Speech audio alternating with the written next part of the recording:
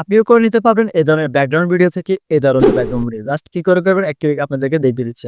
আপনাকে background blur করার জন্য একটা অ্যাপ্লিকেশন লাগবে, সেটা হচ্ছে CapCut। আর আপনি প্রথমত CapCut ওপেন করে নিউ প্রজেক্টে ক্লিক করবেন।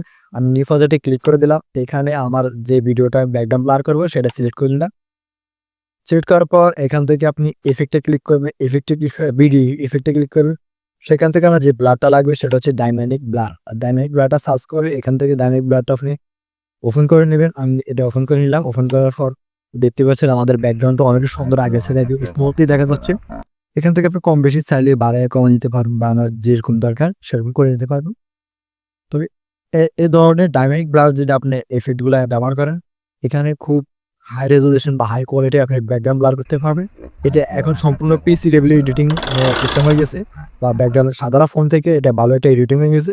আপনি এখান থেকে কম বেশি যেরকম মনে করে নিজের মতো করে এটা ওর ক্ষেত্রে ভিডিও সেভ করে